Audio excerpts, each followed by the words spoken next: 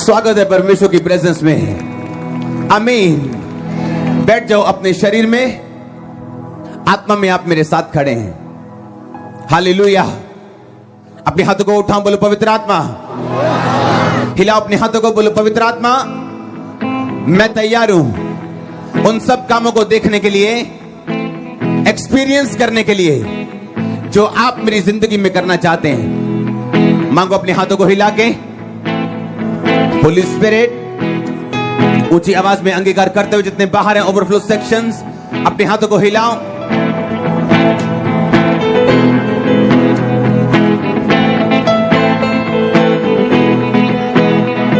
प्रभु यीशु मसीह के सामर्थ्य नाम में मांगते हैं।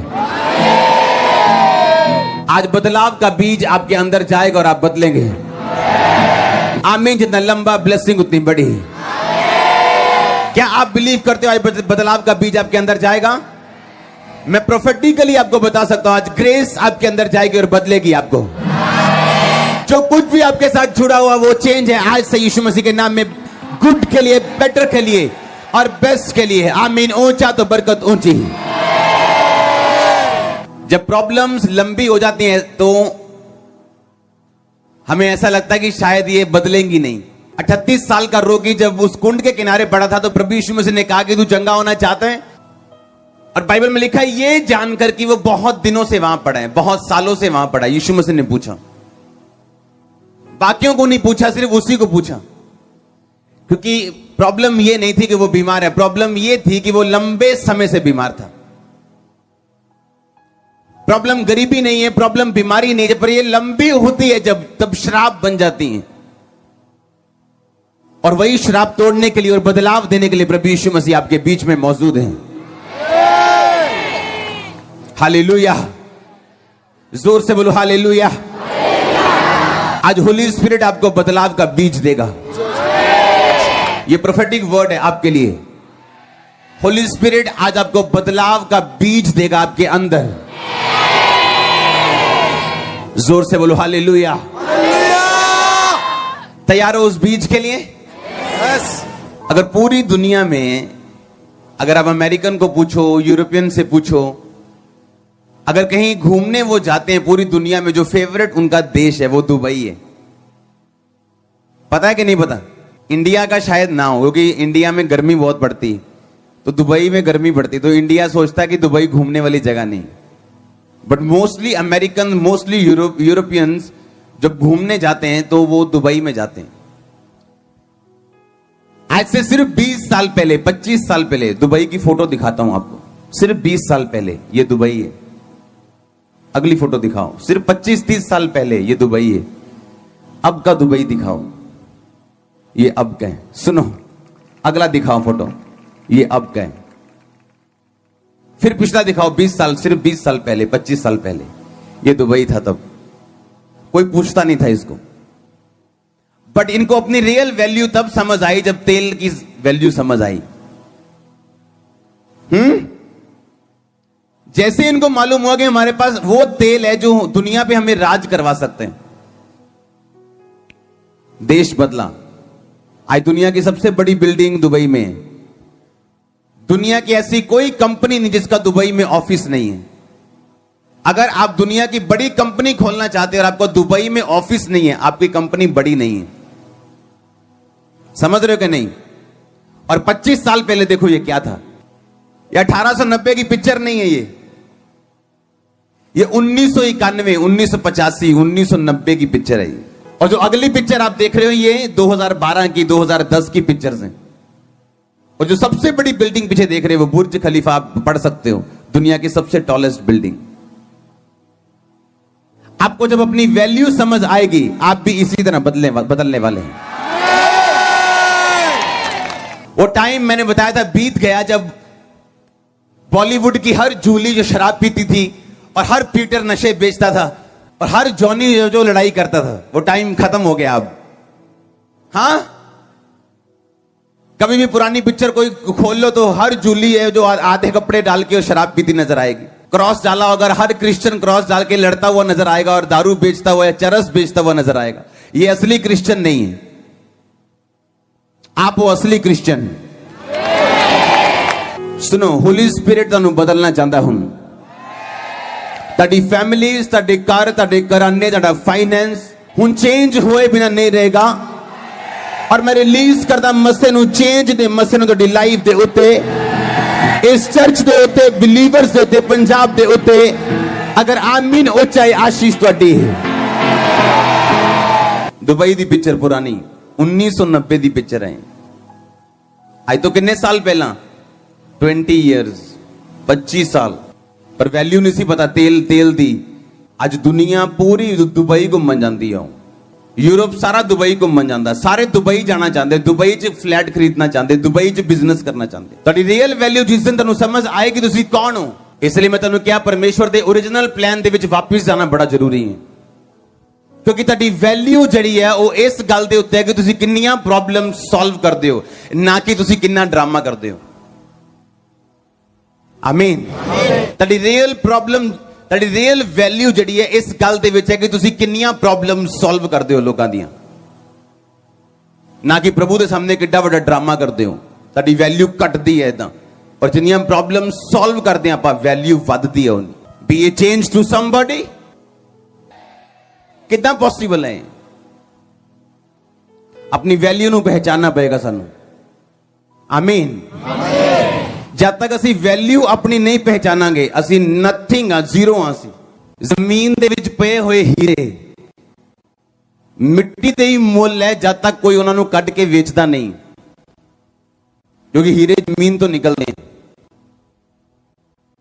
मैं एक स्टोरी पढ़ रहा सीगा, लिखा कुली सीगा। कुली जो स्टेशन ते वाईफाई शुरू हो गया, जो स्टेशन ते वाईफाई शुरू होया उन्हें IAS की तैयारी करनी शुरू की।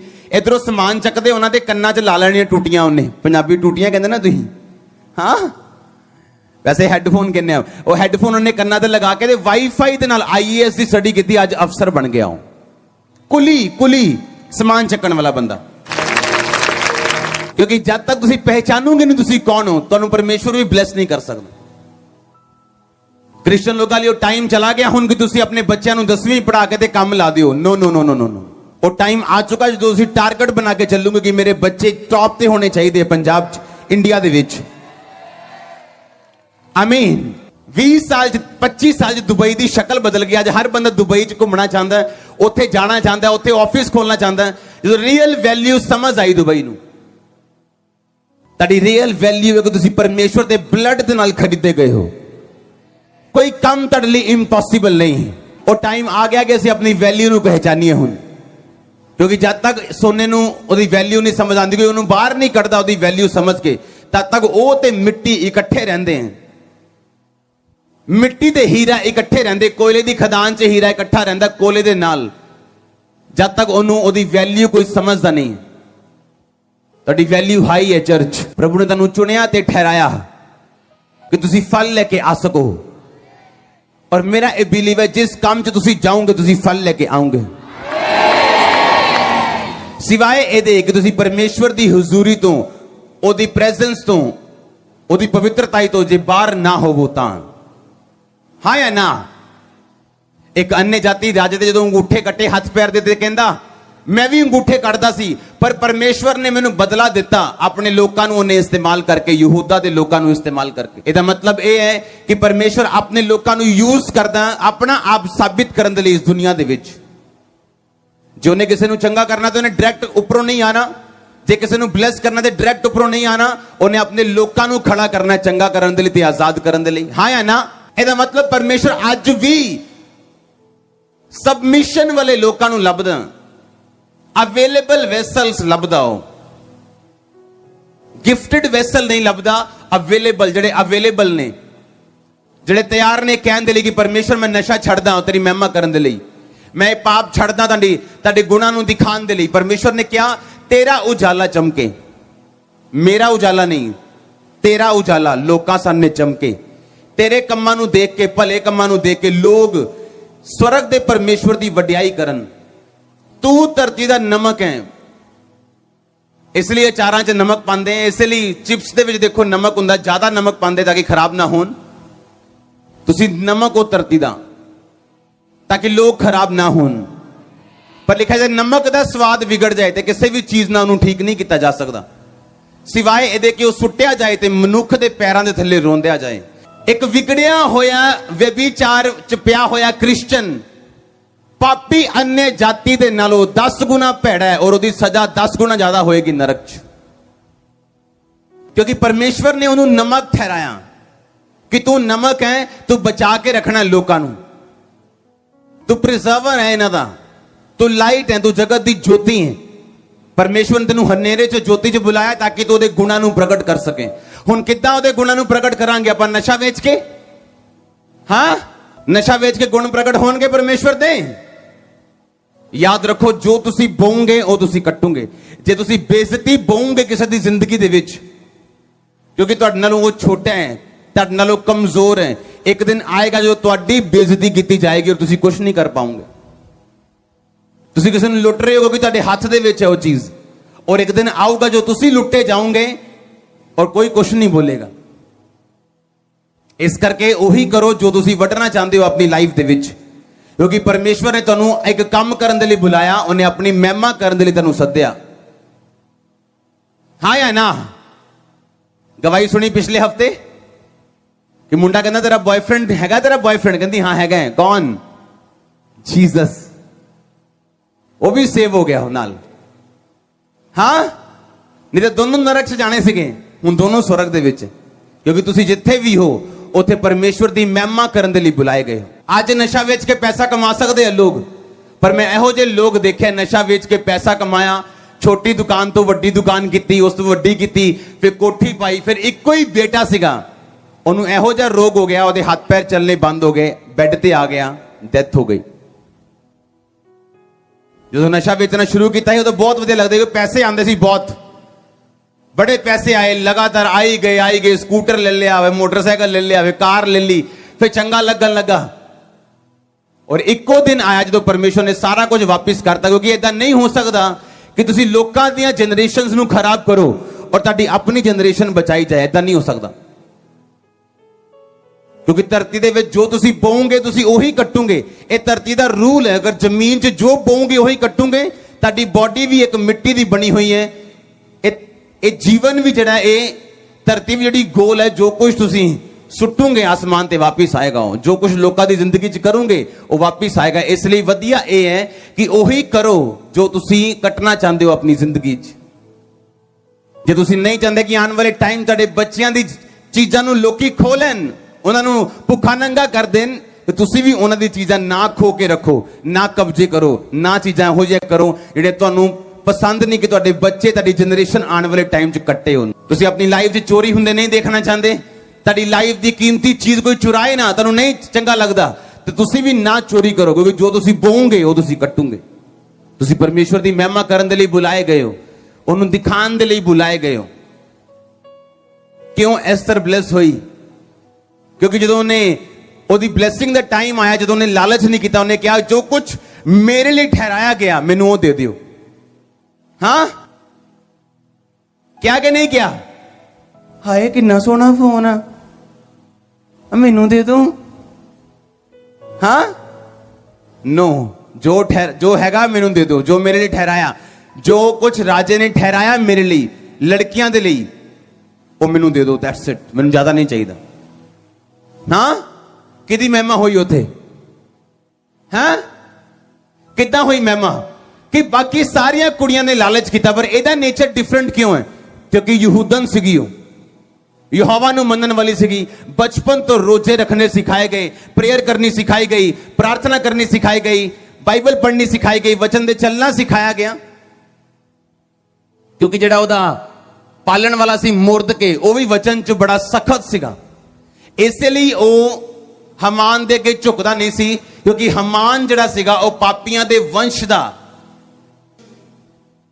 इजरायली लोग जिन्होंने मारना भुल गए सी कि जिस दुश्मन वंश नू, उस वंश दे विचों निकलदा सी। ते हमान इस करके नहीं झुकदा सीगा, चाहे उन्होंने इस गल दे लई उन्होंने पता सी कि उन्होंने विरोध सहना पै सकदा है या उन्होंने मुसीबत झेलनी पै सकदी, तां भी वो झुकदा नहीं सी उहदे अगे। और ओहो जी उन्हें अपनी एक तरह की बेटी घर पैदा की हुई सी एस्तर, कि चलना ते वचन ते चलना, नहीं तो नहीं। हाँ, ਔਰ ਦੇਖੋ ਉਹੀ ਆਦਤ ਰਾਜੇ ਨੂੰ ਪਸੰਦ ਆਈ ਔਰ ਲੋਕਾਂ ਨੂੰ ਉਹਦਾ ਨੇਚਰ ਪਸੰਦ ਆਇਆ ਕਿਉਂਕਿ ਉਹਨੇ ਆਪਣੀ ਲਾਈਫ ਤੋਂ ਪਰਮੇਸ਼ਵਰ ਦੀ ਮਹਿਮਾ ਕੀਤੀ। ਕਿੱਥੇ ਜਾਂਦਾ ਤੁਹਾਡਾ ਕੌਨਸ਼ੀਅਸ, ਤੁਹਾਡਾ ਵਿਵੇਕ, ਜਦ ਤੁਸੀਂ ਚੋਰੀ ਕਰਦੇ ਹੋ, ਤੁਹਾਡੇ ਅੰਨੇ ਜਾਤੀ ਦੋਸਤ ਨੂੰ ਪਤਾ ਹੈ ਤੁਸੀਂ ਕ੍ਰਿਸਚੀਅਨ ਹੋ। ਤੁਹਾਡੇ ਵੀ ਮੋਬਾਈਲ 'ਚ ਬਲੂ ਫਿਲਮਾਂ ਨਿਕਲਦੀਆਂ ਔਰ ਅੰਨੇ ਜਾਤੀ ਦੋਸਤਾਂ ਨੂੰ ਪਤਾ ਹੈ ਕਿ ਜੇ ਬਲੂ ਫਿਲਮ ਦੀ ਕੋਈ ਨਵੀਂ ਕਾਪੀ ਲੈਣੀ ਹੈ ਤੇ ਆਹ ਮੁੰਡਾ ਕ੍ਰਿਸਚੀਅਨ ਇਹਦੇ ਕੋਲ ਲਓ। ਹਾਂ, ਕਿੱਥੇ ਜਾਂਦੀ ਪਰਮੇਸ਼ਵਰ ਦੀ ਮਹਿਮਾ? ਜਦੋਂ ਪਰਮੇਸ਼ਵਰ ਦੀ ਮਹਿਮਾ ਨਹੀਂ ਹੋਏਗੀ ਤੇ ਫਿਰ ਉੱਥੇ ਸਜ਼ਾ ਆਏਗੀ ਪਰਮੇਸ਼ਵਰ ਦੀ। ਕੁਐਸਚਨ ਆਣਗੇ, ਸਵਾਲ ਆਣਗੇ ਜਿਨ੍ਹਾਂ ਦਾ ਤੁਹਾਡੇ ਕੋਲ ਕੋਈ ਵੀ ਜਵਾਬ ਨਹੀਂ ਹੋਏਗਾ।